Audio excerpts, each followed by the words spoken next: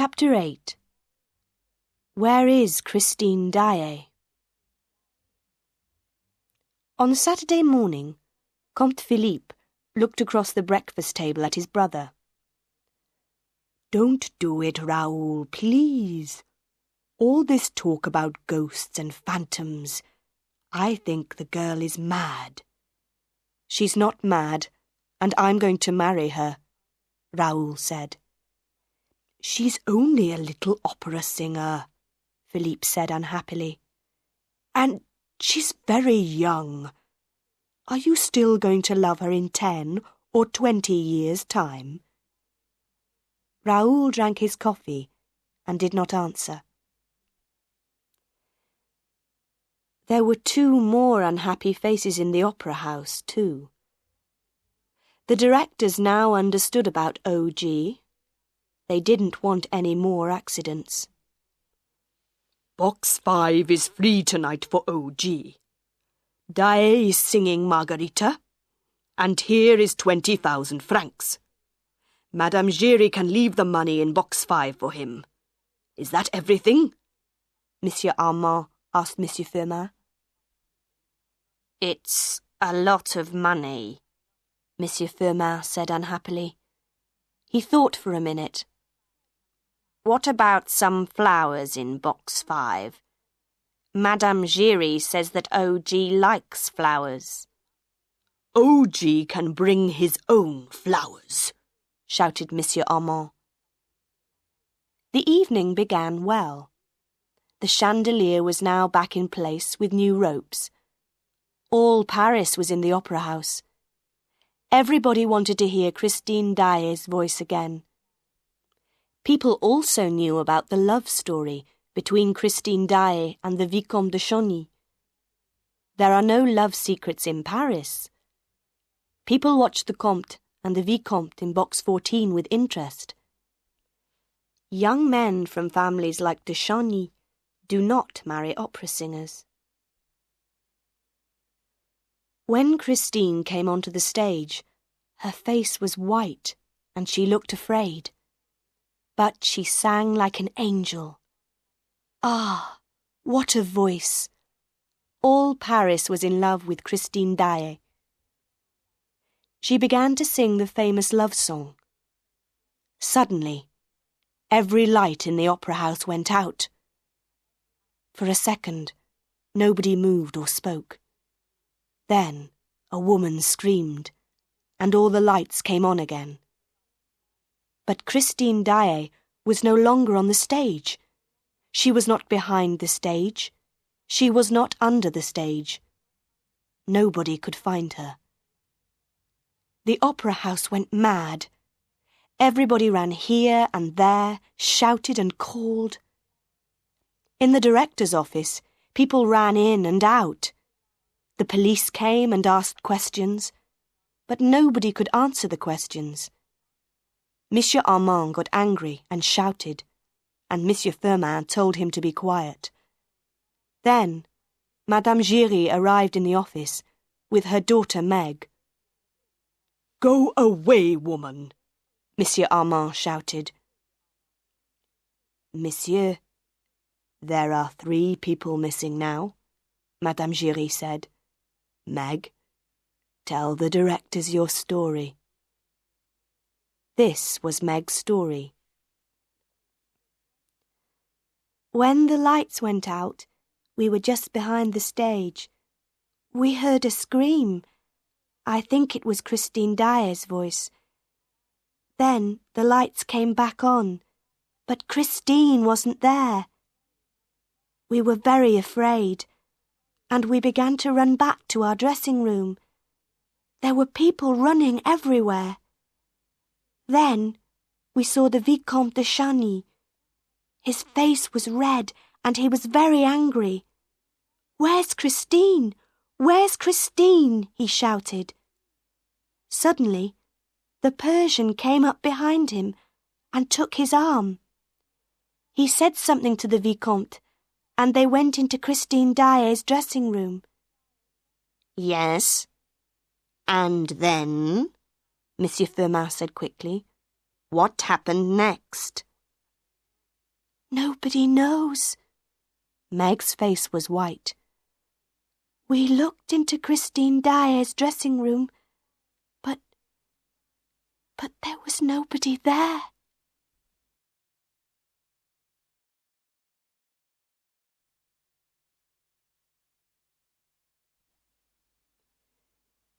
Chapter 9.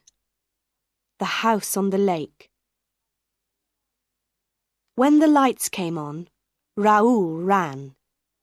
He ran downstairs and along passages, through the opera house to the back of the stage. In the passage outside Christine's dressing room, a hand took his arm. "What's the matter, my young friend? Where are you running to so quickly?" Raoul turned and saw the long face of the Persian under his black hat. "Christine," Raoul said quickly. "Eric's got her. Where is she? Help me. How do I get to his house on the lake?" "Come with me," said the Persian. They went quickly into Christine's dressing room. The Persian closed the door and went to the big mirror on one wall. "There's only one door into this room," Raoul began. "Wait," the Persian said. He put his hands on the big mirror, first here, then there. For a minute, nothing happened. Then the mirror began to move and turn, and a big dark hole opened in it. Raoul stared. "Quick, come with me, but be careful," the Persian said. "I know Eric. I understand his secrets. Put your right hand up near your head, like this, and keep it there all the time." "But why?" Raoul asked. "Remember Joseph Bouquet and the rope around his neck? Eric is a clever man with ropes in the dark." They went down, down, down under the opera house. They went through secret doors in the floors, then along passages and down dark stairs. The Persian listened carefully all the time for strange noises. "When do we get to the lake?" Raoul whispered. "We're not going by the lake. Eric watches it all the time. No, we go round the lake and get into Eric's house from the back. I know some secret doors." Soon they were there.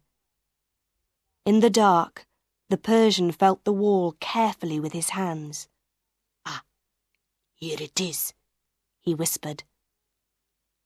The wall moved under his hands, and a small door opened. Very quietly, they went through. And then the door closed behind them. They could not get out. Inside the room it was very dark. They waited and listened. The Persian put his hands on the wall. "Oh no," he whispered.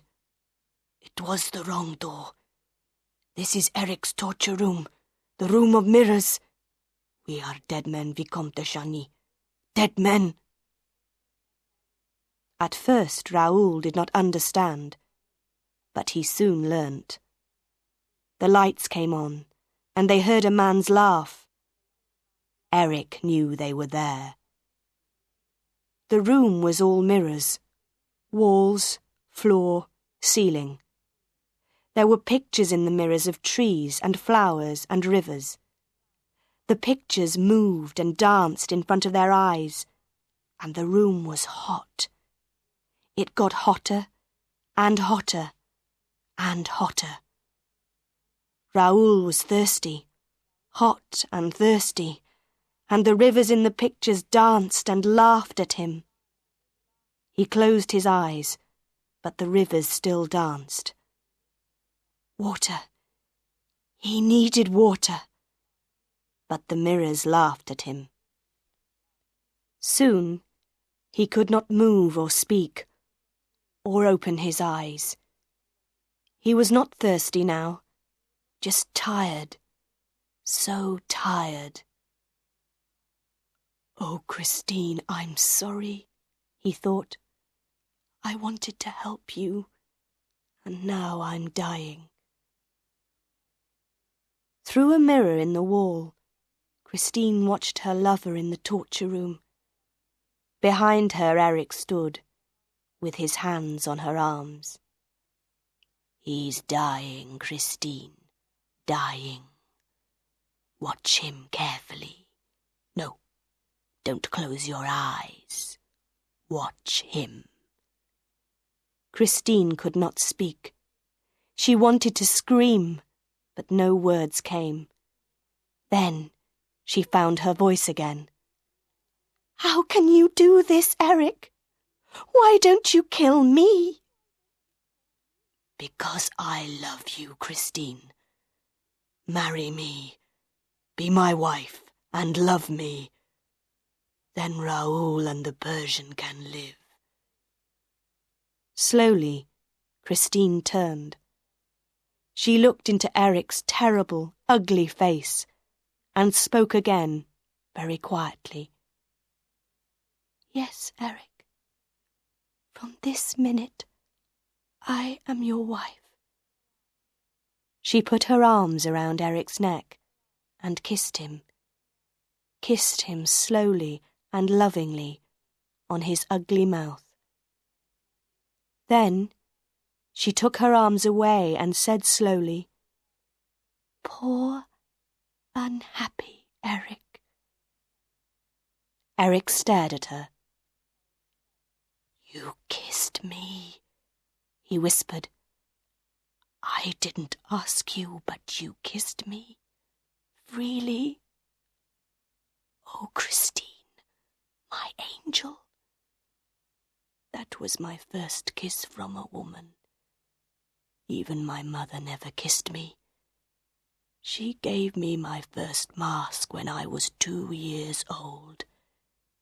She turned her face away from me every time I came near her." Eric put his ugly face in his hands and cried. Then he went down on the floor at Christine's feet. "You are free, Christine, free. Go away and marry your Raoul and be happy. But remember Eric sometimes. Go now, quickly. Take Raoul and the Persian and go."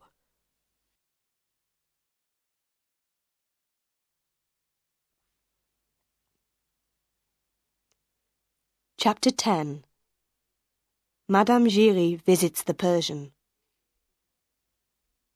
For weeks, all Paris talked about that night at the opera.